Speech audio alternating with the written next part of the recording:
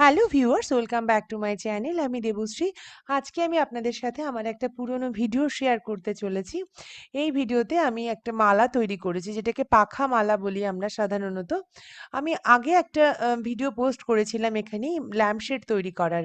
তো সেই ল্যাম্পশেড তৈরি করার সময় যেরকম করে মানে একদম সেমই বাঁশটা কাটা থেকে শুরু করে প্রসেসিংটা যেমন করে বাঁশগুলোকে প্রসেসিং করেছিলাম সেটা একদম একরকমই আছে। তো সেই ল্যাম্পশেড তৈরির পরে কিছুটা পরিমাণ কি বলি আমরা আম চটা বা বাত্তি যেটাই বলি না কেন সেটা আমার বেঁচে ছিল। সেটাকে দিয়েই আমি আজকের মালাটা তৈরি করেছি। তো চাইলে আপনারা এটাকে স্কিপ করে যেতে পারেন। কি করে পুরো ডিটেইলিং আমার আগের ভিডিওতে দেওয়া আছে। এখানে না আমি মখলা বাঁশ বা তল্লা বাঁশ যেটাই বলি অনেকে মানে জায়গার উপর ডিপেন্ড করে এই বাঁশটার নাম। সেই বাঁশটা নিয়ে নিয়েছি এবং গিঁটগুলো বাদ দিয়ে মানে এই বাঁশগুলোর গিঁটগুলো একটু দূরে হয়, লম্বা হয়। কুলো বানাতে এই বাঁশটাই দরকার হয় বা যেকোনো ঝুড়ি বুনতে। তো ছোট যেগুলো হয় বাকেটগুলো তৈরি করা হয়। তো সেই বাঁশগুলোকে আমি চেঁচে নিয়েছি একদম। যদি পুরো ডিটেইলিং জানতে চান যে কেমন করে কাটলাম প্রত্যেকটা মাটলাম সেগুলো জানতে হলে আপনি আমার ল্যাম্পশেডের ভিডিওটা একবার দেখবেন, তাহলে বুঝতে পারবেন। এবার এগুলো হচ্ছে সেদিনের তৈরি করার পর কিছু শুকনোগুলো ছিল, এক্সট্রা ছিল, সেগুলো দিয়েই আমি আজকে পাখা মালাটা বানাবো। তার জন্য প্রথমেই আমি এই যে বাঁশের যে সরু বাত্তিগুলো বা চটাগুলোকে নিয়ে নিচ্ছি। এগুলো পরপর সাজিয়ে নেব।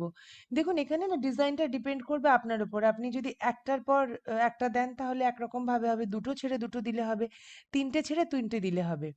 তো পরপর আপনার যতটা চওড়া চাইছেন বা সেই হিসেবে আপনি ওটাকে পরপর সাজিয়ে নেবেন। আমি এখানে ওয়েটের জন্য আমি নোড়া ব্যবহার করেছি। এবার এক্ষেত্রে করেছি একটা একদম কর্নার থেকে একটাকে তুলেছি, সেটার তলা দিয়ে নিয়েছি আর তারপরের যে দুটো রয়েছে সেই দুটোর ওপর দিয়ে আবার তার পাশের দুটোর তলা দিয়ে নিয়েছি, আবার পাশের দুটো চটার ওপর দিয়ে নিয়েছি। ঠিক এই সেম ভাবে প্রসেসটা চলতে থাকবে। এবার একদম সাইডে যেখানে দিয়েছি সেখান থেকে দুটোর ধরে নিয়ে তার তলা দিয়ে দিয়েছি, আবার দুটোর ওপর দিয়ে দিয়েছি, আবার মানে হয় না উপরে নিচে এভাবে চলতে থাকবে। আপনি যদি মনে করতে পারেন তাহলে ডিজাইনটা একটু অন্যরকম হবে। একটার ওপর দিয়ে একটার নিচে দিয়েও দিতে পারেন বা তিনটের ওপর দিয়ে তিনটের নিচে দিয়েও দিতে পারেন। মানে সেক্ষেত্রে হয় না মানে বাঁশের যে ডিজাইনটা সেটা একটু অন্যরকম হবে। এইভাবে সম্পূর্ণটা বুনে যেতে হবে। আর কয়েকটা বোনার পর না এই জায়গাটা টাইট হয়ে যাবে। তখন একটুখানি ওই যে চটাগুলোকে টেনে মিশিয়ে নিলেই একটা শেপ তৈরি হয়ে যাবে।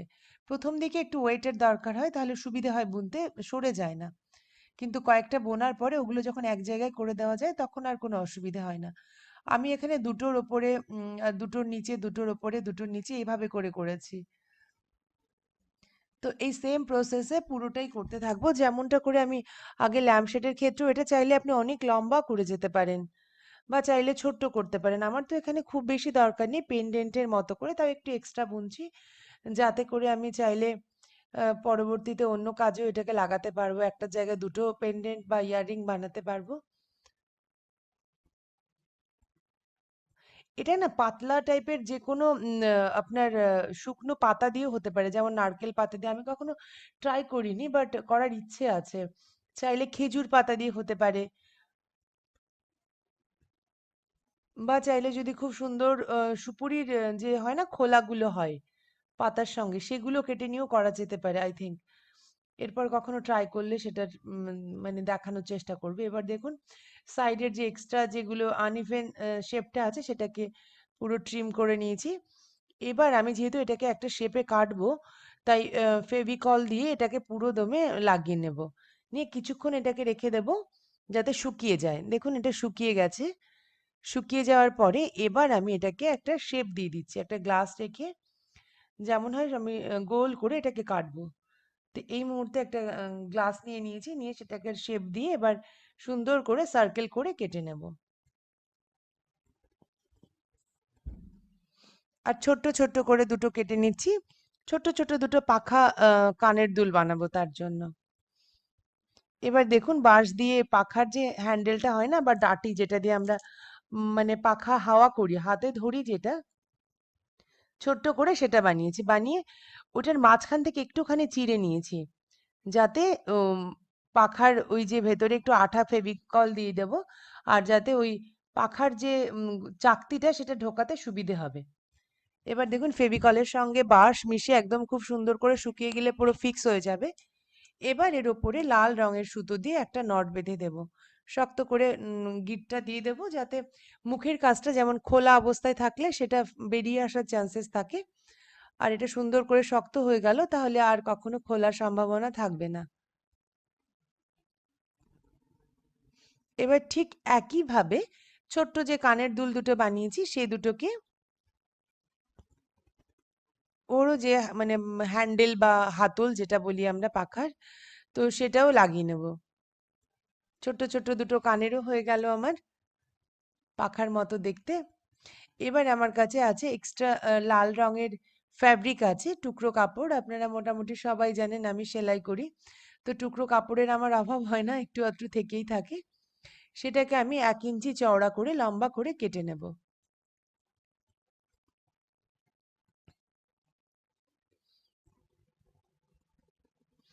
এবার এই কাপড়টাকে আমি, যেহেতু ছোট ছোট টুকরো কাপড় আছে, এটাকে জুড়িয়ে নিয়ে চাইলে সাইডে একটু সেলাই দিয়ে নেব। সেলাই দিয়ে এবার দেখুন এই জাস্ট ফ্রিলগুলো আগে লাগিয়ে নেব।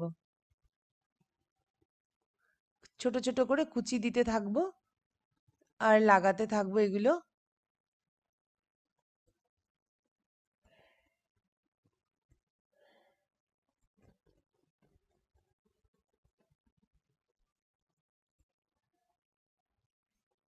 একটু সময় লাগবে এটা করতে, কারণ কুচি কুচি দিয়ে পুরো এগিয়ে যেতে হবে পুরো কাপড়টাকে, যতটা আমি নিয়েছি সেটা কমপ্লিট হয়ে যাওয়ার পরে এবার আমি এটাকে পাখার সঙ্গে চারিদিকে সুন্দর করে লাগিয়ে দেব। তো তার চারপাশেও আমি ওই ফেভিকলের আঠাটাই লাগিয়ে দিচ্ছি। লাগিয়ে দিয়ে এবার সুন্দর করে ওখানে ওই যে কুচি কুচি দিয়ে নিয়েছি বা ফ্রিলগুলো যেগুলো রেডি করা আছে সেটাকে সুন্দর করে বসিয়ে যাব। এবার এটাকে না শুকাতে একটু সময় লাগবে।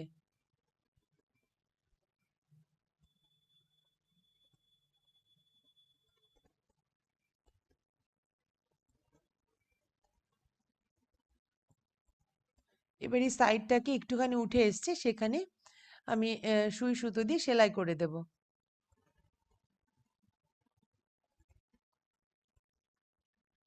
যাতে এই জায়গাটা আরো সিকিউর হয়ে যায়, খোলার আর কোনো সম্ভাবনাই থাকবে না। তৈরি হয়ে গেল আমার পাখা মালা পেন্ডেন্টটা। এবার এখানে আমি লেন্থের জন্য, যেখানে তার জন্য আমি প্রথমে কড়ি লাগাবো আর বিডস দেব, এটা দিয়ে ডিজাইন করব। প্রথমে আমি কড়িগুলো লাগিয়ে নেব। এই কড়িগুলো না ঘরেই আমি ফুটো করেছি। এরপরে কোনো একদিন আপনাদের সাথে আমি কড়ির মালা ডিজাইন শেয়ার করব। এবারে কড়ি দিয়ে চারিদিক থেকে সুন্দর করে এটাকে ঘুরিয়ে নেব। ভিডিওটা পুরনো হলেও ভাবছিলাম পুজোর আগে আপনাদের সাথে শেয়ার করব, সেটা আর করতে পারলাম না। তো যাই হোক, পুরো মালাটাকে আমি কড়ি দিয়ে পুরো রাউন্ড করে ঘুরিয়ে নিয়েছি। এবার এখানে এটাকে একটা পেছন দিক থেকে গিঁট মেরে দেব, যাতে কড়িগুলো আর বেরিয়ে না আসে বা সুতোটা খুলে না যায়।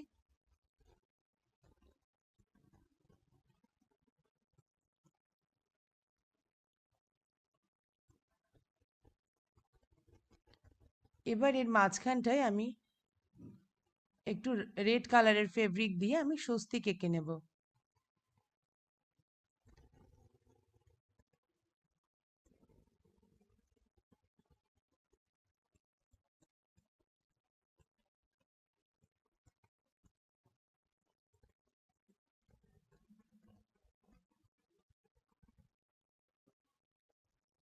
যে কোনো লাল সাদা ড্রেসের সঙ্গে, শাড়ির সঙ্গে বা পুজো উপলক্ষে পরলে কত সুন্দর লাগবে। নিজের বানানো মালা, এর থেকে আর ভালো কি বা হতে পারে। কি বলুন তো, অনেক কিছুই বানানো হয়, কিন্তু সব সময় তো আর ভিডিওগ্রাফি করা সম্ভব হয় না। আর ভিডিও করতে গেলে একটু সময় নিয়ে করতে হয়। যে জিনিসটা আমি ধরুন খুব অল্প সময় দরকার বা এই মুহূর্তে দরকার, তখন আর না ভিডিও করা পসিবল হয় না। তো এবার আমি যে মালা তৈরির যে আলাদা ওয়্যার কিনতে পাওয়া যায়, সেই ওয়্যারগুলো নিয়েছি। তার বদলে আপনি যে কোনো সুতো ব্যবহার করতে পারেন। এখানে আমি সিলভার যে ওয়্যারগুলো সেগুলো নিয়ে লাল রঙের বিডস দিয়ে দিচ্ছি। এখানে একটু চওড়া করে করব বলে আমি দুটো করে ওয়্যার নিয়েছি, মানে দুটো চেন যাবে আমার যে মালার টাসেল হচ্ছে তার তার সঙ্গে। তো তার জন্য দুটো লাইন করে করছি। এবার দেখুন এই দুটোকে মুখের কাছে একসাথে করে নিয়ে আমি কড়িগুলো বসাবো। কড়ি একটা এভাবে, একটা মানে একটা এদিকে মুখ থাকবে, একটা ওদিকে মুখ থাকবে, ঠিক এমন করে বসিয়ে নেব। পেন্ডেন্টটাও লাল সাদা, আর তার সঙ্গে কড়িগুলোর সঙ্গে লাল রঙের বিটস। দেখুন কত সুন্দর লাগছে দেখতে, আর কড়িগুলোকে ঠিক যেমন করে দেখাচ্ছি এমন করে বসিয়ে নিয়েছে।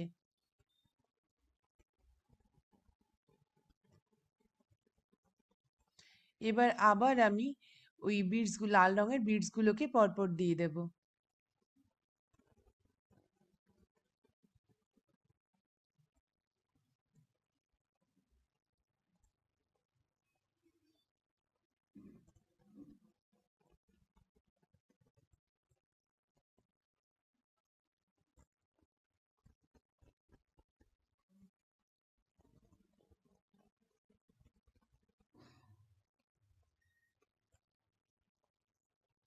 এবার আমি আলাদা করে টাসেল নিয়ে সেই টাসেলটার সঙ্গে এই যে লম্বা যে কি বলে টাসেল বা বলি, বা আপনার যে চেনটা বানালাম সেটাকে অ্যাটাচ করে দিয়েছে। অ্যাটাচ করার পরে মোটামুটি মালাটা তৈরি, শুধু এক্সট্রা থ্রেডগুলোকে পরে কেটে দেব। এবার আমি কানের দুলের যে হুকগুলো সেগুলোকে কানের দুলের সাথে লাগিয়ে নিচ্ছি। কানের দুলেও যথারীতি একটা করে কড়ি বসিয়ে দিয়েছি। এবার এখানে শুধু হুকগুলোকে লাগিয়ে নিলেই আমার পাখা কানের কমপ্লিট হয়ে যাবে।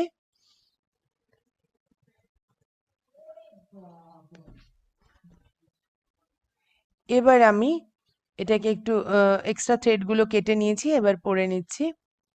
ভীষণ সুন্দর একটা মালা।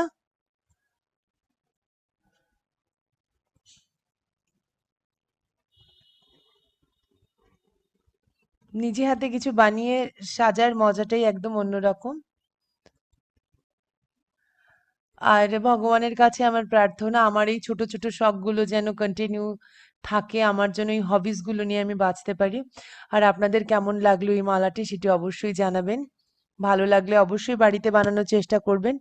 থ্যাংক ইউ সো মাচ, খুব ভালো থাকবেন।